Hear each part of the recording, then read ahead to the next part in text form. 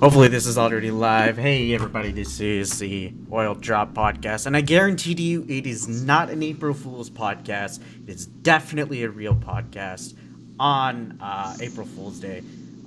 We will be talking about serious things. This is not a joke. Timing works out best for us to cast today. Anyway, the title of the cast today is a podcast, Oil Drop Podcast number 57. Definitely a real cast on April Fool's.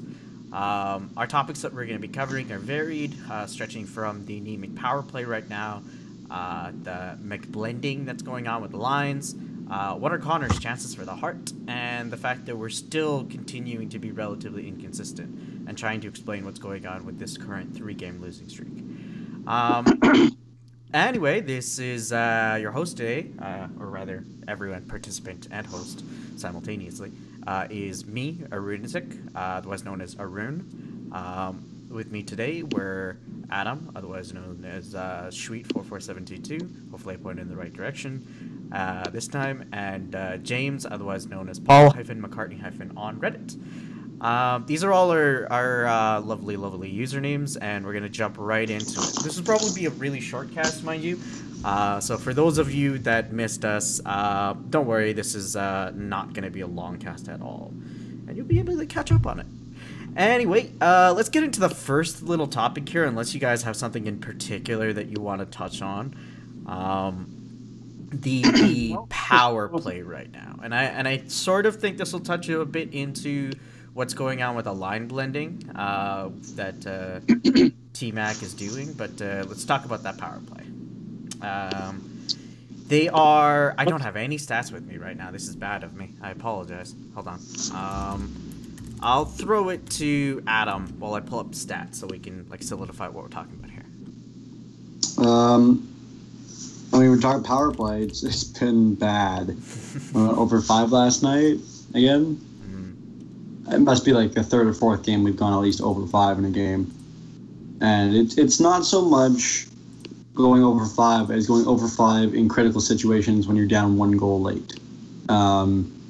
It's even if I mean, I will say since the All-Star break, the power plays looked more dangerous, but we're not producing we're not producing points. So essentially what's happening is it's looking good, it's just not doing anything. I apologize for that, people that are watching. NHL has autoplay videos, and I was pulling up stats, and they autoplayed a video. Sorry, Adam, if you want to repeat your point earlier. No, I was saying that since the All-Star game, it has looked better. It's just the issue becoming looking good and producing points are 2 very different things. And it seems like the Oilers have been incredibly good lately putting shots towards the net, or which have been subsequently blocked.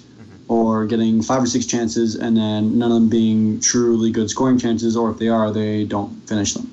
I think I went to the Canucks game this past week, and on one of the power plays, there was sustained pressure for a solid minute and a half. And 3 or 4 chances, they must have hit 3. I think 3 of the 5 shots they took were blocked. 1 was wide of the net, and was Lucic's, and then one was on net. And it was a good stop for Markstrom. Markstrom played very well, but it's that kind of thing where we're producing chances and not points, and that seems to be the theme of the power play the last month and a half, 2 months. To expand off that, sorry, I finally have statistics. So I don't really have a what's going on in recent games kind of thing. What I do know is last time we casted, our power play was sitting at around 27th, 28th in the league. With Columbus having the worst power play and Calgary underneath us still, along with a few other odd teams. Right now, the Oilers have the worst power play in the league at 14.3%. That is probably the telltale sign of what's going on with that power play. But fortunately, we're no longer the worst penalty kill in the league. We're the second worst penalty kill in the league with a... No, correction, sorry. 27th penalty kill in the league. So our penalty kill's gotten better at the cost of our power play? These questions, obviously, with a bad comparison. James? So where are we now in power or penalty kill all time? We're not the worst of all time now? Oh, no, home ice, we are the worst of all time. It's impossible for us to improve. Oh, that's We right. had to go like Yeah. 98% to finish the season from like trade deadline, and we definitely didn't do that. Yeah. It was the home penalty kill, right? Yeah, it's a home ice penalty kill. Yeah. Oh, jeez. Yeah, I don't understand how the assistant coaches still have jobs, let alone if they are remained on. If they stay on until next year, unbelievable. I don't get. Well, for the past 25 games, I mean, they're not in win mode; they're in evaluation mode. And I agree with you on that. Canning them with 10 games left in the season. I mean, it doesn't accomplish anything. It's just more chaos and distraction in an already lost season. So I would say let's hold off on the fire coaches discussion, because the next point we'll be getting a little bit into coaches and assistant coaches with the line blending. Unless you want to specifically zone out one coach, because if I remember correctly, talking with Colin recently, like when they had the turnaround and the penalty kill, had taken some more responsibilities of the penalty kill. Unless I'm mistaken. I'm probably mistaken then. That's my bad. I read that on a Reddit comment. I assumed it to be at least some kind of truth in it. I'm not sure if it is or not. Honestly, I don't know. Yeah, that's fair. Yeah, I have no idea. Fair. Yeah. Adam, I know you want to go on a rant here, so I'm going to let you go. No, not really. I don't understand how you can be so shit at your job and not fired around Christmas. Like, when you have the league's worst penalty kill from the start of the year till pretty much when your season's over, and you still maintain your job for another 3 months, like, that's some goddamn good job security. Yeah. I don't have that kind of job security, and there'll be like, we're so short, like my current store is so short staffed that if we left we'd have to shut down the store, and I don't have that kind of job security. That's ridiculous. On that point, Adam, what I want to emphasize as well is the fact that in this year, not a single coach has been fired. Right. Every coach has kept his job. And that's an anomaly. Let's be honest here, that's an anomaly. Oh, 100%. It's one of the weirdest occurrences I think we've seen in a long, long time, but it's one of those things where in a year in which more penalties are being called, and you could argue that the Oilers have been at the shit end of the stick in terms of getting those calls. Mm-hmm. Every other team is producing a higher power play clip than usual, except for like the bottom 7 to 8, and we are the worst of that group. So fair. In a year in which the power play has become more critical to success, our power play has tanked us hard. That's fair. But one counterpoint that I will state is, as much as you can like point to the power play and the penalty kill for why we're bad this season, based upon how the past 3 games have gone, outside of course the special teams, strictly talking about the 5-on-5 play, I think we're pretty much getting dominated, and this entire whatever games the team's winning right now is off of Talbot having a good game and Connor being Connor, and that's just what's happening right now. Can you imagine this team without Connor? Oh, I don't want 31st easily. Yeah, 31st easily, and 31st worst in every category, except for goals allowed. That was first in goals allowed. Yeah. Just I don't like he has the most 5x5 points in NHL by like what 20. It's ridiculous. Like, it's absurd. It is absurd, honestly. If he scores, I believe it is 3 more even strength points. I could be mistaken here. I think 1 or 2 more even strength points. He will tie and then surpass Henrik Sedin for the last player in the past after 2000, basically the year 2000, for the most even strength points in a single season. Wow. And that was a monster. Henrik Sedin won the Hart Trophy that year. And the Canucks got to the Stanley Cup Finals that year. So, and this is on a team that is vying for a draft for one of the top 5 lottery picks. Yeah. That's it's becoming even more evident how. Oh, albeit we are the 7th worst team in the league right now. Yeah, we have, like I said, we're vying for a top 5. We underestimated how drastically we wasted a year of McDavid's contract, or a year of McDavid, let alone a year of his ELC. A year of McDavid, exactly. Yeah. You know, a year of McDavid and a year of Draisaitl. The guy has 100 plus points, and if the season ended right now, like, what would we be picking? We'd be picking 7.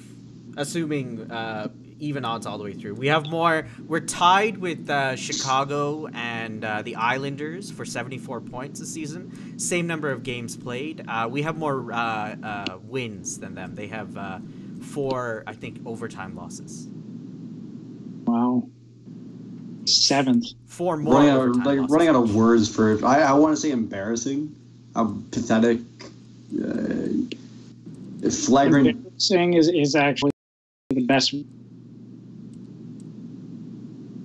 Oh no. Even not relative expectations, this team would be James, probably not as bad as we are I'm going this to year. interrupt you really quickly here. Could you repeat your point? My internet just had a little bit of a hiccup with that when you started saying it.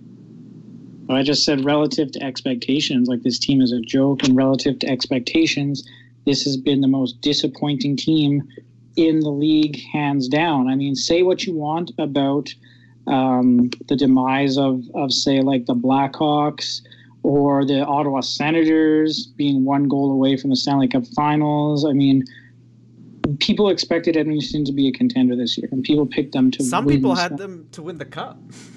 Yeah. They were Vegas' favorite odds to win the Cup, I believe it was. Yeah, relative expectations, they have been the biggest letdown this entire season, for sure. And in part, one comment that people are saying, I'll get to you, Adam, so sorry. And one part, what people are saying is the fact that, perhaps is that this season is an anomaly because our results are worse than they should be. But also last season was likely an anomaly because our results were way better than it should have been.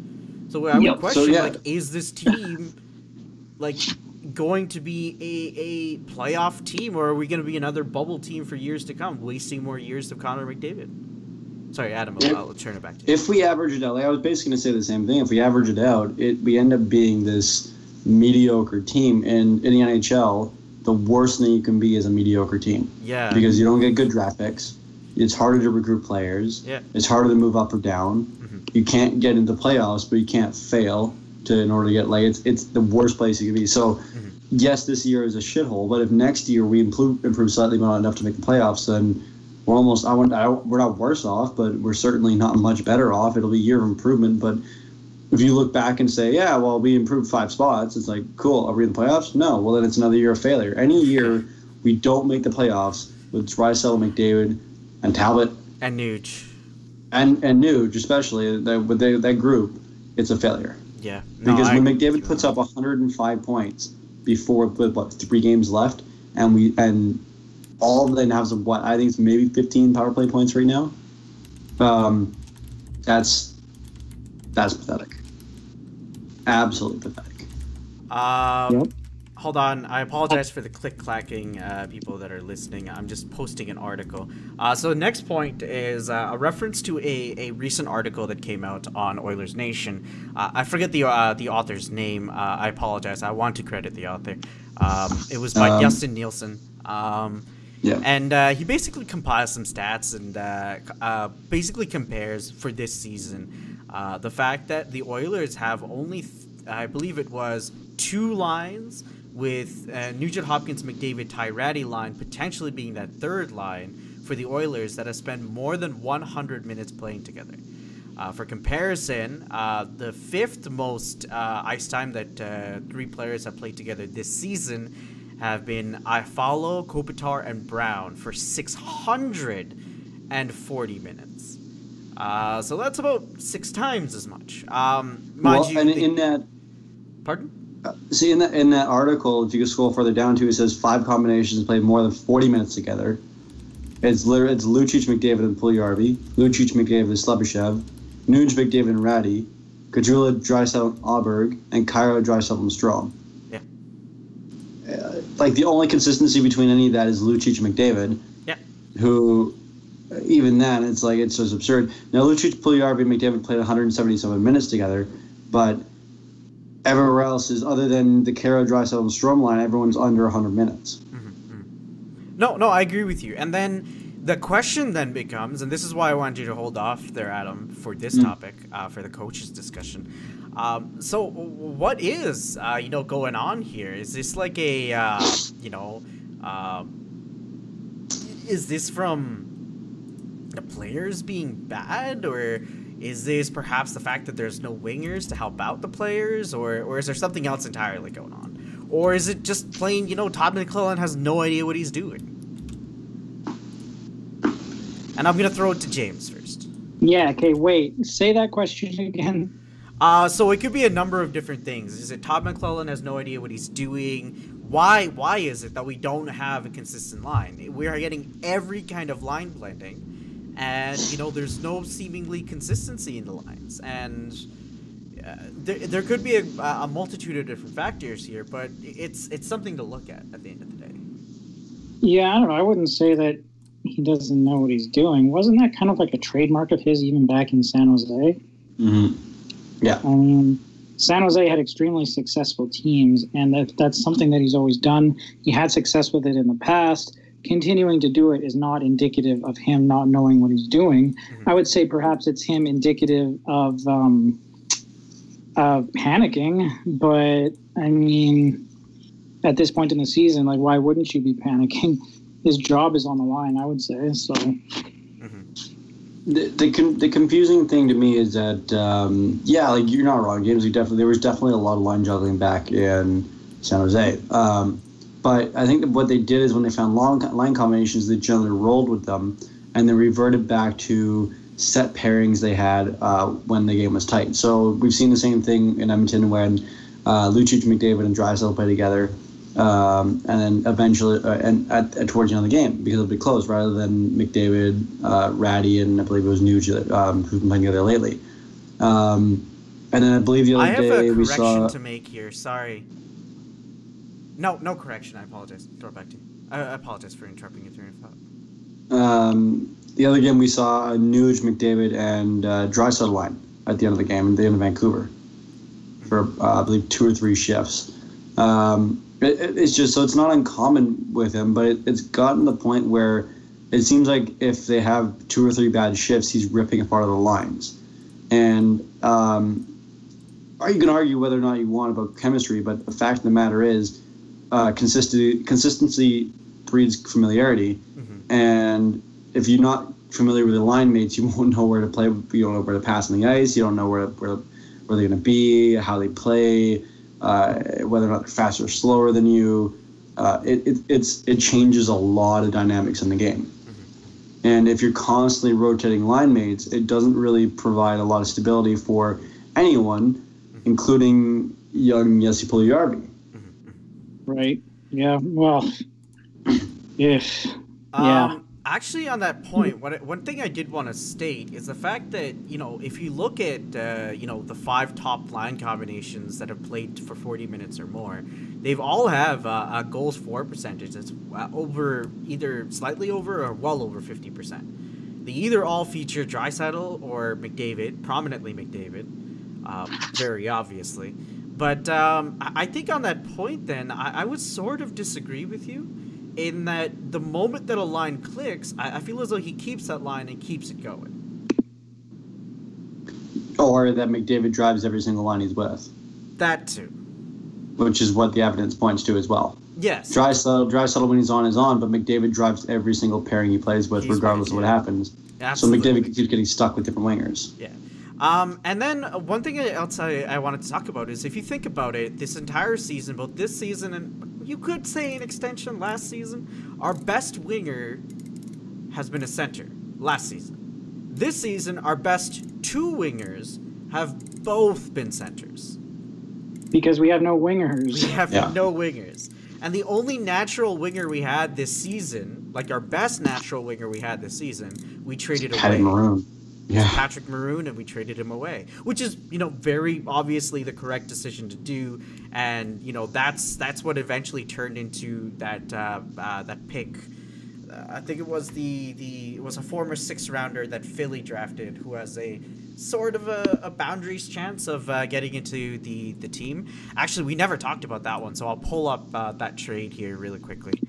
But when that's the case, and when you simply like have, no good wingers, if you think about it, like our best, most consistent wingers this season that have played either with McDavid or with Draisaitl has been Aberg, one of them, I would say. Natural wingers, I'm strictly talking about here.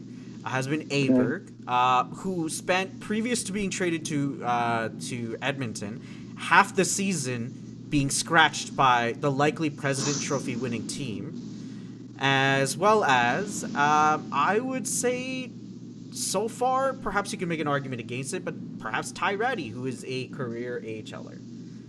But he hasn't been this season. He's been 20 games, if 20 that. games. Okay, I'll leave out Ty Ratty then. So you could make the argument of perhaps... In theory, it's Lucic. Lucic. Which is Lucic.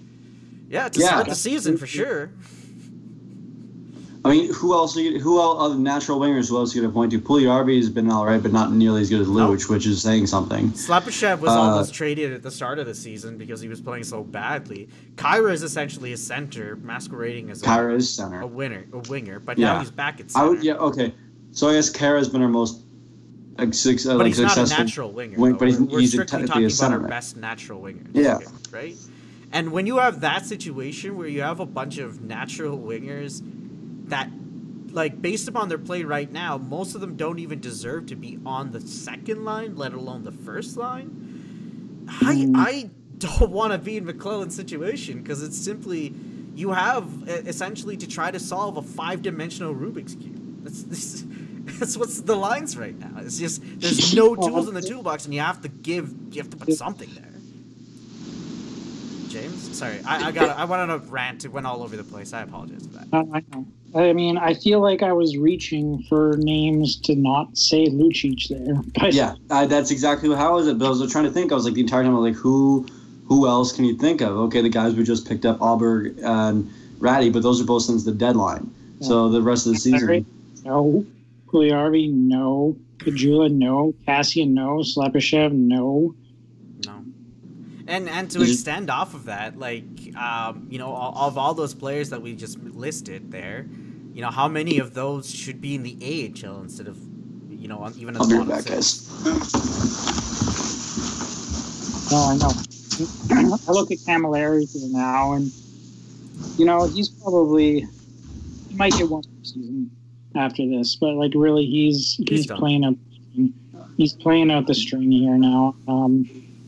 Edmonton, I could see them maybe bringing him back for like a in training camp, but he doesn't deserve. Sorry, I'm gonna try to mute him. I don't think I can though. Nope, I can't. You go to work or?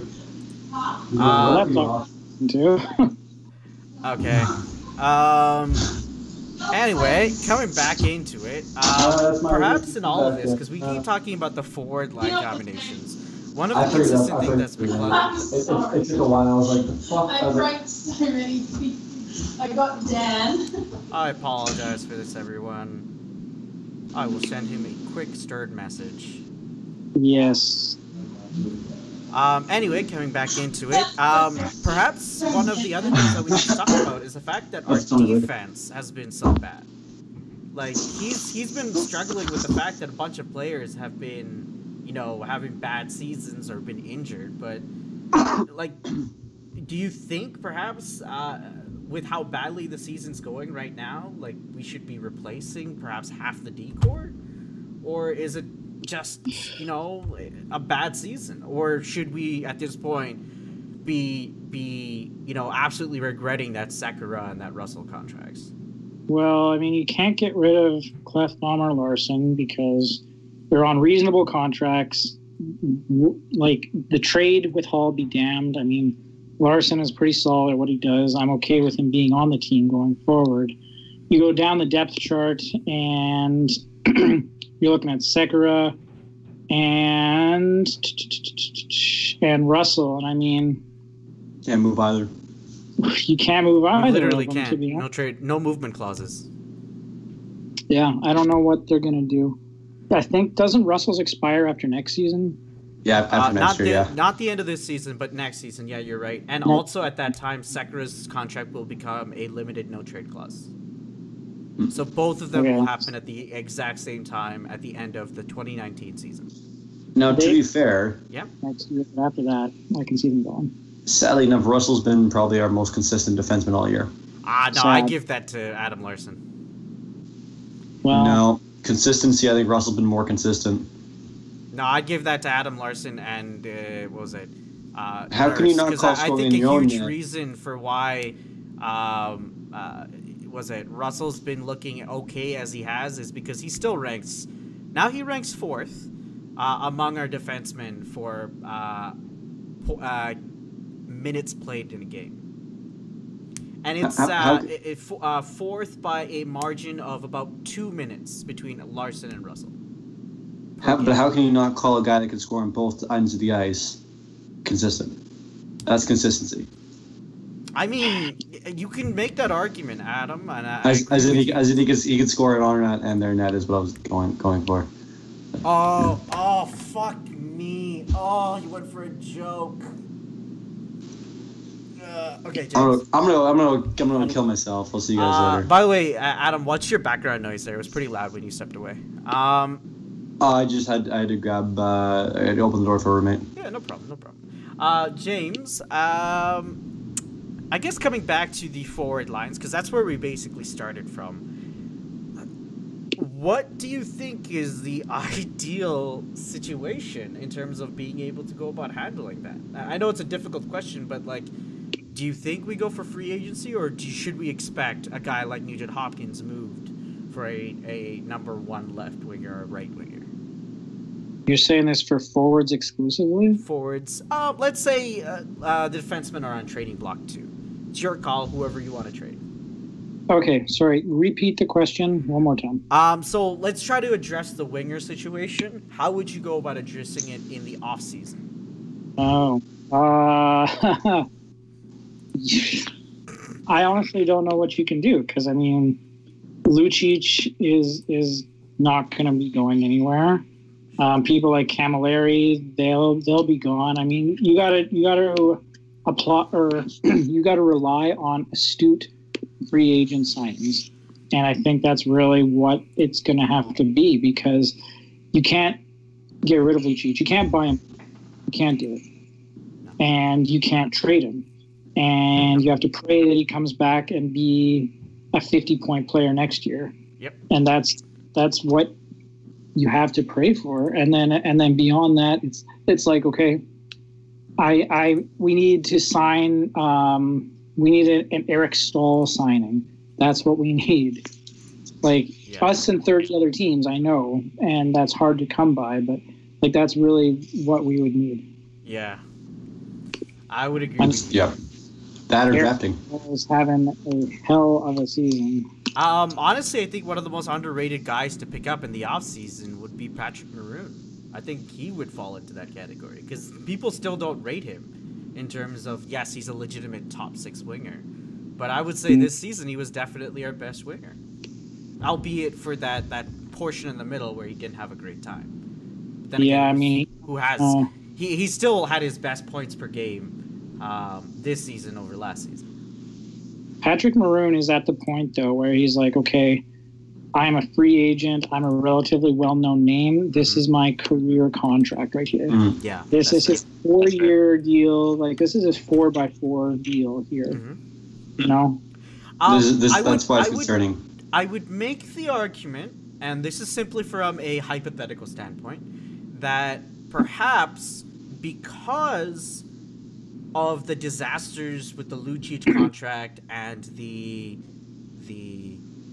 David Clarkson contract, the Nathan Horton contract, I think a lot more teams are going to be super cautious about going for a slow guy like Maroon for a long retirement contract like that. I don't think he's going to get that big of offers. Honestly, I think the biggest offer he's going to get is like $4 million a year. No, that's what they said about Lucic, and Lucic got offers for more money than he got from Edmonton. Yeah, fair enough. That was his career contract. That's the problem. But is that Lucic the NHL doesn't have 2 seasons of success under his belt before he signed that contract. Right, but I don't think he'll get any ridiculous contracts. But I wouldn't be surprised if the team offers him a 4x5. And the problem is is if Chiarelli really wants him back because he's a Chiarelli player, he's big, he's slow, but he's lumbering, but he plays the right way for him. Then he'll likely say, okay, well, Patty, we'll give you a 4x4, but we'll give you an NMC as well, because that's what Chiarelli does. Chiarelli uses no trade clauses and no movement clauses, bargaining chips to reduce salary cap. But the problem is he's not good at arguing in the first place, so the salary cap's already too high, and he's just adding extra chips on top of it that he doesn't need to add. So really, realistically, Patty should get a 4x4. Yeah. Realistically, from us, he'd get a 4x4 with an NMC, because that's the Chiarelli way. Yeah. No, I agree with you there. Like, we can't win. Yeah. That's the only reason I would say that avoiding Patty Maroon this year is not a terrible idea. Yeah. And on that point, one thing that, we've been McClellan all year. One thing I do want to point out is that McClellan is loyal. Sorry, I got DC'd. I apologize for that, everyone. I just got, we went temporarily offline. We'll be coming back online now. Okay, I apologize for everyone here. I'm going to be calling Telus soon. This has been happening for me just a few days here, and I'm not sure exactly what it is. Just jumping back into it. It's almost to a fault with McClellan is that he values and he rewards loyalty almost to a fault. But that also, on the other side, flips to, I think, his greatest attribute in that he knows how to I don't know, psychologically build a team, psychologically build a bunch of people that buy in. Does that make sense? It would if it worked out. Well, it worked out. I would say it worked out last year, 100%. Like, you look at a guy like Castine, who's, had a shitty season, had a shitty career, essentially is on his last attempt at manufacturing a recovery, and, it works. I think it's much easier to say that you're good at building a team, like from the inside out, when your team has success. Sure. Because we could see George McPhee in Vegas, so we can go, well, they're a bunch of misfits that were outcast and came together, and they're really good. But the other part of it is they're also all second or third line players. And they're probably the deepest team in the league. Yeah. So, I mean, yes. Hey, that was is George McPhee a good coach? Yeah, you could say so. He's done good things GM, with you mean. GM. Florida. GM, sorry. Not George McPhee. Gerard Gallant. Gerard Gallant is a good coach. Yes, you can, because he's done well in Florida and done well here. Can you say Tom McClellan's a good coach with his success history in San Jose? Absolutely. Is it much easier to judge a coach's ability when they win? Fuck yeah, it is. Disco Dan was liked a hell of a lot when he had Crosby, Malkin, and Fleury carrying his ass for a few years. And then he went to a few other teams and didn't do quite so well. And all of a sudden everybody wanted Disco Dan out. Yeah, exactly. So it's much easier to appear to be a good coach when the team is doing very well and that you have a cohesive group. Yeah. So. Yep, no, that makes sense. I guess getting back into it here, I'll just quickly mention this trade. I don't think there's too much to talk about it, and honestly, we can just summarize it into, let's say, like 2 sentences from each of us, that kind of thing. The Philly trade happened on March 22nd. That was Edmonton acquires NCAA hockey player Cooper Marody for a 3rd-round pick in the 2019 draft. That 3rd-round pick was the pick that we got from the New Jersey Devils, I believe it was. Double checking here. Yes. Fairly sure about that one. So to give you an idea, what is his name? Cooper Marody is a not excellent player. He was essentially, I believe it was a 6th or 7th round pick. I can pull up more info in just a second, so I'm not speaking out of my ass. 6th rounder in 2015. He's 6'1". He's got pretty decent size. He plays for the University of Michigan. Yeah, he's actually leading the team in scoring this year. But I don't think the University of Michigan has a super great pedigree with their program. No, do you have them? I mean, it's kind of, it's like, would the Oilers do much better if they picked a 3rd rounder on their own? I kind of doubt it. And then the other issue is that the player is unsigned. He could easily take wait out Yeah. his entire like contract signing time, and then essentially waste out what we could have gotten from Maroon. He's not signed? He's not signed, no. Don't they have a 2-year window to sign people after they get drafted? They normally sign them post, because I think Michigan did fairly well this year. Or Michigan's hockey program is normally pretty good, but they sign them typically after the college season because it's possible for the player to go back to college. Yeah. So they often want to talk to them about their plans, figure out what they want to do, and then sign them to a deal after. Yeah, that makes sense. Yeah. That's sort of the reason why it's sort of that's going on there. Really quickly, I'm sort of neutral on this. Third round pick doesn't necessarily, amount to a actual success story. I believe the percentage of value that you can get out of a third round pick actually playing NHL games, I believe it's around like 20-ish games, was like 3%. So I don't know. I think it's a fair trade-off, but at the end of the day, it works out to be Maroon for Marody, and I don't think that's enough of a return. But that being said, that is a discussion we've covered already. Mm-hmm. James? I mean, I agree. Like in a vacuum, Maroon for Marody it's not a good trade, but I mean, we weren't keeping Maroon. We all know that. So get something for him. Maybe he'll turn into a fourth line center or something like that. Yeah, I mean, essentially the issue where we're at right now with the roster is we're banking on Puljujarvi eventually coming together and Yamamoto playing well. Mm-hmm. And neither are guarantees. Despite the fact that Yamamoto looks incredible, Puljujarvi did as well. And right now you can argue that there's severe issues with how they're using him, and I certainly would.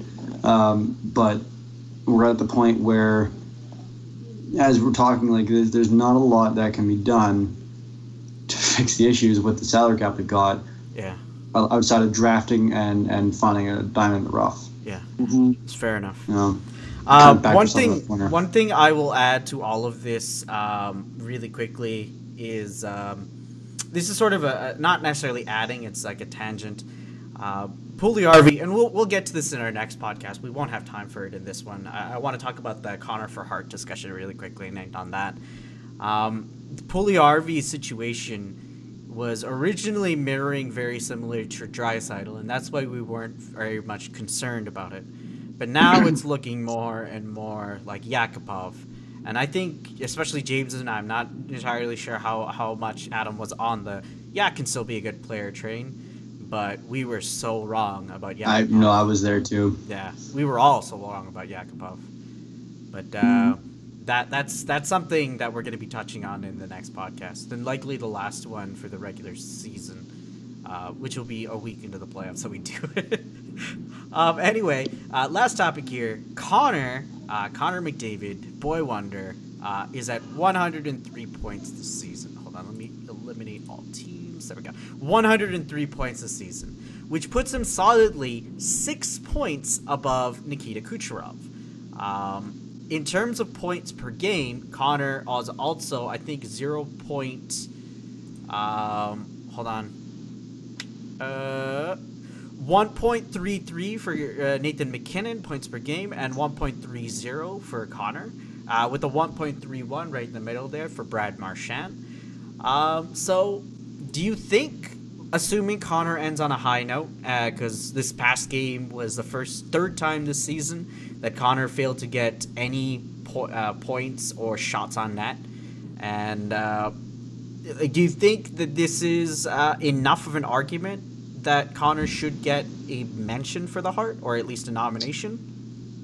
I could see him getting a nomination, but just the whole non-playoff thing, it's too much of a departure from tradition for hockey people, and hockey people are some of the most boring, conservative people on the planet. Yes. So I don't anticipate him to win, but I could see him getting a nomination. And that being said, I mean, Colorado's not in a playoff spot right now. If they don't get in, does McKinnon get nominated? I don't know. I don't think so. I hope not.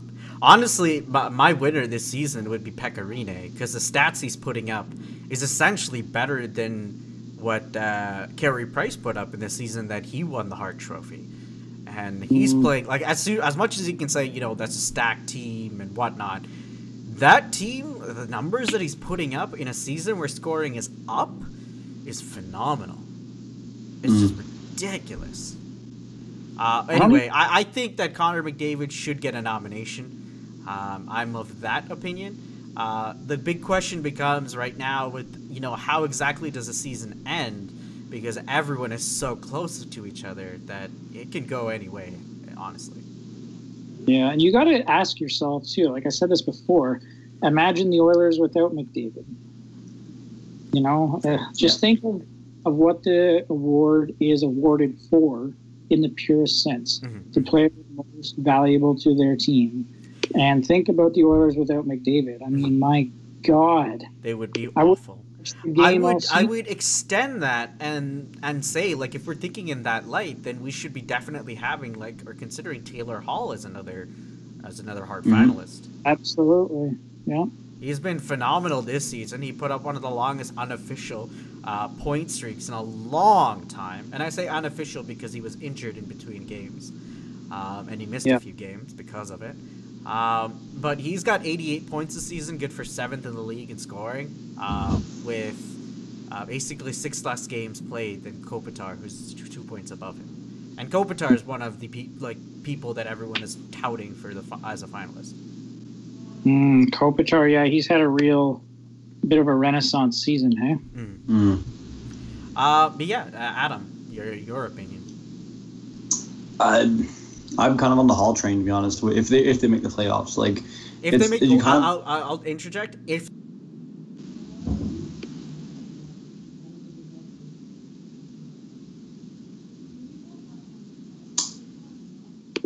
didn't catch any of that. I'm still muted, son of a bitch. If Hall finishes in the top 5 of scoring, is the second stipulation I wanted to add. At the very least, top 5 in points per game with minimum games played. No, I don't think he'll finish top 5. He is 5 points off from top 5, and Nathan McKinnon is the 5th guy. Yeah, I don't think he'll get top 5, but no. It's you have a weird situation right now where the top 3 players, or you know, generally been floated around for Hart, McDavid, McKinnon, Hall, all of the teams that might not make it. And if we're going based on that, then yeah, Rene, Kopitar, Kucherov could be the big 3. So it's one of those things. It's a weird situation to see where the best players aren't necessarily the ones who are going to be in the playoffs. Fair enough. Yeah, that's an actually like super good point to make there. But in my honest opinion, in terms of winner at the end, I think it should be Rene. But it's so hard to make that argument when it's seemingly like the moment that a team's stacked, everyone discredits that team for the Hart. Like the player for the Hart. That makes no sense to me. Because as much as you can say the team is stacked, the players still got to play well. Yeah, in theory, I mean, if you go back to what James said in terms of the its value to your team, if you're on a team that is all around incredible, you technically have less value to your team. Despite the fact that, like, for example, if you take Nikita Kucherov out of Tampa, they're a significantly worse team. So I don't really like that argument. It is technically valid. Yeah. By definition. By definition, yeah, exactly. And it doesn't help. Honestly, I think the key reason that Kucherov is not in the discussion or falling out of the discussion, even if he's second in points this season, after being first for the majority of the season, is simply because he's just fallen off the train in terms of point scoring to finish off the season. Currently, by the way, Stevens. Currently, what was it? Tampa is losing 3-1 or 4-1 to the Predators. And I was going to say Kucherov hasn't scored a point in like 3 or 4 games. Steven Stamkos got taken off the ice with a low body injury. Steven Stamkos. No! Sorry, yep. Fantasy hockey kicking in there. I apologize for that. Anyway, coming back to it, that's essentially the last of our discussion here on the podcast today. We wanted to talk about the inconsistent consistency, but that's sort of been the theme for the season. Perhaps the reason we won 4 games and lost 3 could be attributed to the reason we won the 4 games is, you know, the reason we've won games in general. Connor McDavid just carries us, and what's his name? Yeah, Cam Talbot puts up enough of a performance for us to win the game. But yeah, that brings us to the end of our podcast here. Thank you very much for joining us. This has been podcast number 57, called Definitely, son of a bitch. Definitely a real cast on April Fools. And thank you very much for joining us today. This has been Arun, Adam, Shoot4722, and James, otherwise known as Paul-McCartney-, all on Reddit. Anyway, hit us up, message us, leave a comment, comment, subscribe, whatever you need to. We're going to be back likely in a week or 2 weeks' time. Peace.